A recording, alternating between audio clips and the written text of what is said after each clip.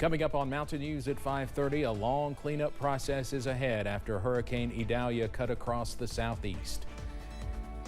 And more than 70 people are dead following a fire in South Africa.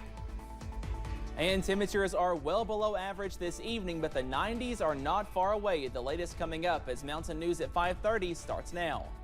Dedicated to southern and eastern Kentucky, this is WYMT Mountain News at 5:30. Good evening, I'm Steve Hensley. Tropical Storm Idalia is now in the Atlantic Ocean, but its tail end is still dumping some rain along North Carolina's coast. The storm came ashore as a Category 3 hurricane Wednesday and left a 700-mile trail of destruction through 4 states. CBS's Jason Allen reports from near where Idalia first made landfall.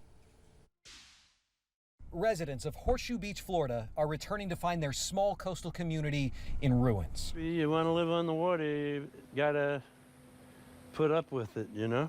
It was this area, Florida's Big Bend region, where Idalia came ashore as a Category 3 hurricane. Oh my gosh! In the city of Perry, the 125-mile-per-hour winds ripped off this gas station canopy. No! And brought trees crashing into homes. Storm surge inundated entire neighborhoods.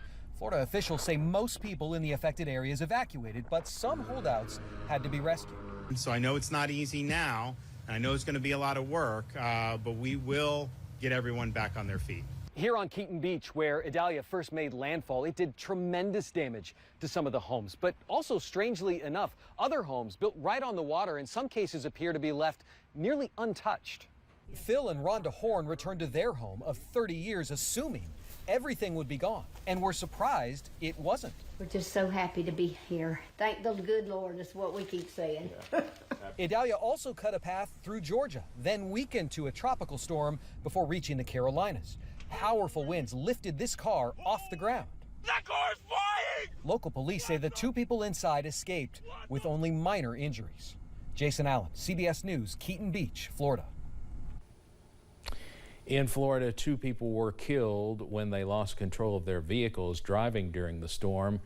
And tens of thousands of people in northern Florida and southern Georgia are without power after the hurricane, and they will have to suffer through some sweltering summertime heat. High temperatures across the hard-hit areas were expected to climb into the lower 90s today. That is close to average for late August, but it will feel much hotter than that when combined with the humidity and if you don't have AC. Georgia Governor Brian Kemp gave an update on relief efforts. Our focus right now is making sure we're getting people's power back on.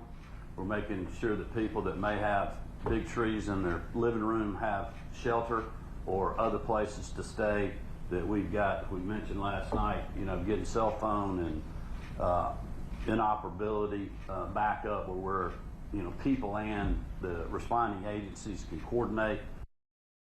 There is 1 confirmed death as a result of the storm in Georgia. A tree fell, which ended up striking that person in a vehicle.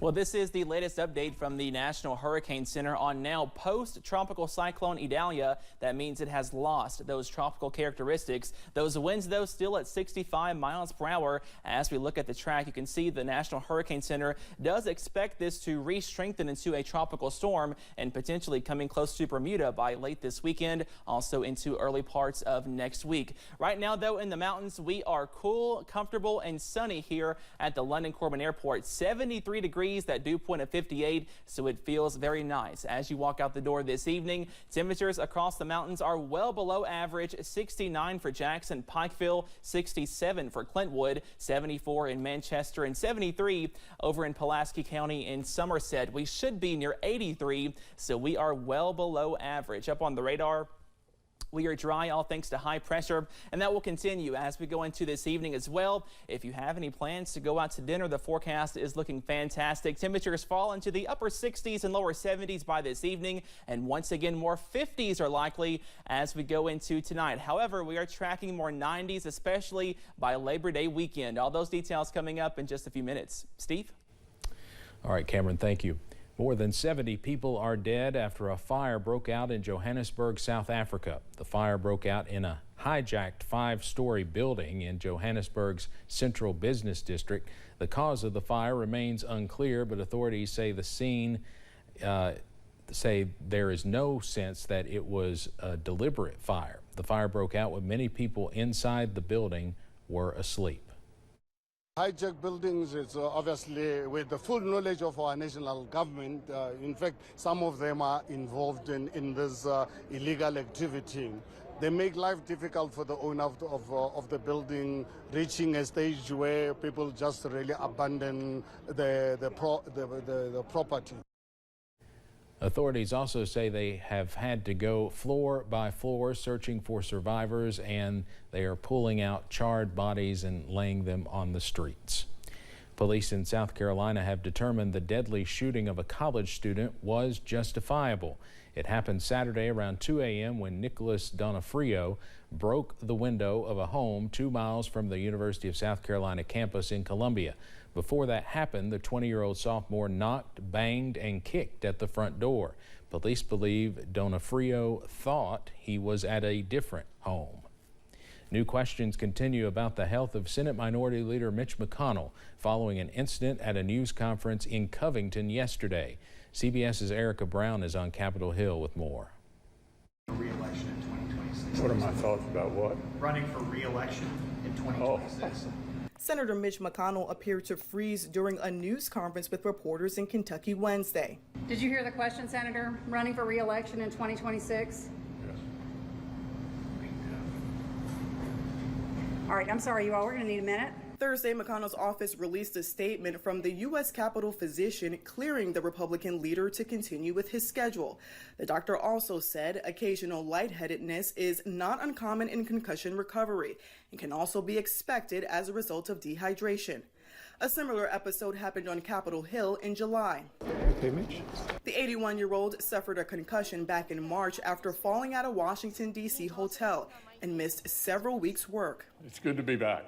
This is not the first time a senator's health has been called into question. California Senator Dianne Feinstein has been hospitalized twice this year. Feinstein missed several months of work when she was hospitalized with shingles, leading some to call for her resignation. It's honestly nothing personal. We just need someone there who can break the votes. Earlier this month, the 90-year-old senator went to the hospital again after falling in her home. Feinstein is the oldest member of Congress and has already announced she will not run for re-election next year. Erica Brown, CBS News, Capitol Hill. After Feinstein, the next oldest member of the Senate is Iowa's Chuck Grassley at 89, although he turns 90 in a couple of weeks. He is followed by 81-year-old Bernie Sanders, who turns 82 a week from tomorrow, and then Senator McConnell. The recent episodes from McConnell have raised some questions about the procedure for how vacancies or even temporary absences are handled on the federal and state levels. Dr. Matthew Howell of Eastern Kentucky University says on a state level, vacancies are not handled by appointments, instead through special elections, such as House District 93 in Central Kentucky, which has been vacant since Democrat Representative Layman Swan died in May. He says absences are less regulated. There are state constitutions that have provisions where you can remove someone from office if they're not doing their job. These are usually roughly as hard to do as impeachment. Dr. Howe says behind the scenes, staff can help politicians to continue serving their constituents even if a temporary absence is needed. Former President Donald Trump has pleaded not guilty in the Georgia election subversion case. He entered the formal plea through court filings instead of being arraigned in person. This marks the fourth time Trump has pleaded not guilty to criminal charges since leaving the White House. In this case, he's charged with racketeering in connection with his alleged efforts to overturn the presidential election results in Georgia. No official date has been set yet for that trial. Republican presidential campaigns and their allies have combined to spend roughly $100 million worth of advertising through August. The massive ad spending has been driven by several well-funded super PACs backing some of the prominent GOP contenders. 4 major groups account for more than half the total ad spend so far. Those 4 groups support Donald Trump, Ron DeSantis, South Carolina Senator Tim Scott, and former UN Ambassador Nikki Haley. The federal judge overseeing Hunter Biden's botched plea deal wants an update from the attorneys in the case. According to an order, the judge has asked attorneys to provide her an update by Wednesday of next week. She also asked what steps they believe she needs to take. Earlier this month, the judge dismissed misdemeanor tax charges against the president's son after the plea deal fell apart. Those charges were for failing to pay taxes on time. If you plan to fill up your gas tank ahead of Labor Day weekend, you may notice higher prices at the pump. Gas prices are near all-time highs right now for this time of year. AAA says the average national price is $3.82 a gallon. The record high for gas during the week leading up to Labor Day is just 2 cents higher than that at $3.84 a gallon, set back in 2012. The Biden administration is moving forward with helping college students wipe out loan debt under existing programs. Yesterday, the Department of Education announced it is canceling $72 million in federal student loan debt for more than 2,000 students who attended the for-profit Ashford University in California. So far, the Biden administration has approved to cancel more than $116 billion of student loan debt for more than 3 million people. Coming up on Mountain News at 5:30, looking to enjoy the long Labor Day weekend without breaking the bank? We'll have some low-cost ideas for your family. And awesome weather continues into this evening as high pressure dominates the forecast. Those details coming up after this break.